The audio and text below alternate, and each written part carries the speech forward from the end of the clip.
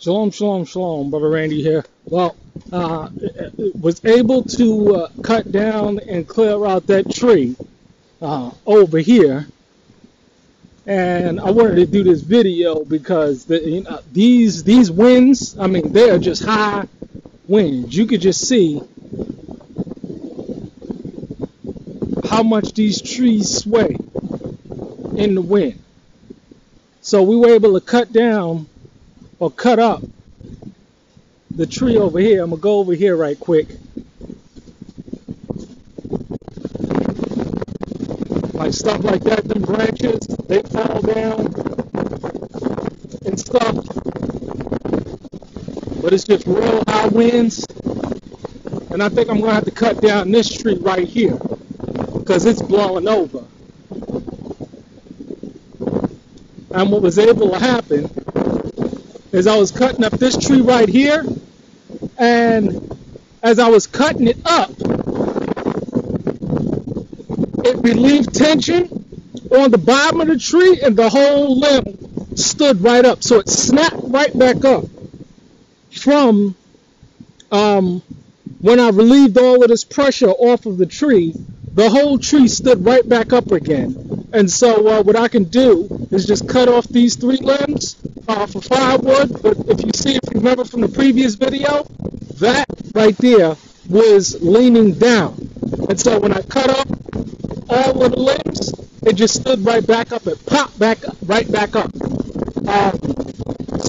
that was a good thing. But I'm going to get back inside because you don't know which one of these trees can go again. But again, you see that one right there. I'll cut that one down when the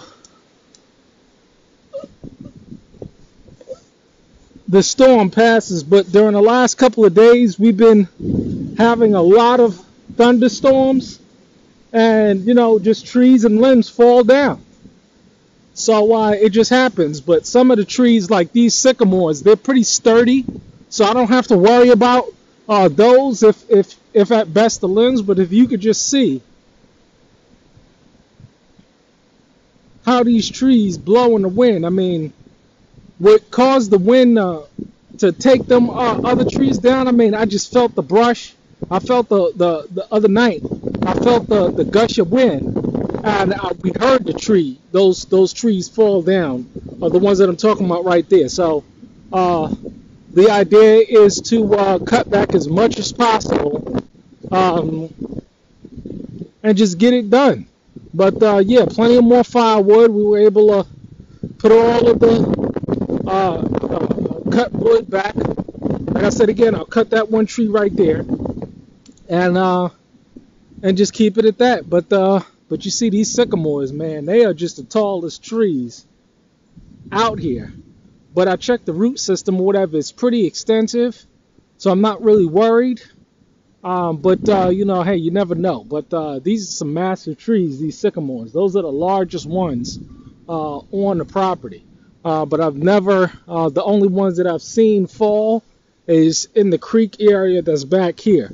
But yeah, it's pretty hectic out here. The sheep are just, I guess they're loving it. But the idea is to, just make sure that, all of these trees, are pretty secure. And the only trees that I've seen fall thus far really are trees that are lined in the creek. And what they'll do is they'll fall into the creek, as this one did over here. It fell, into the creek. So they're all falling into the creek area as opposed to backwards. They're all falling into the creek, which is a good thing. That's the way I do want them to fall. But sometimes trees are so long and so large that they'll fall all the way into the creek, into the other side. And thank y'all. We had Brother Dan and Brother Cody here to fix that. But it's raining.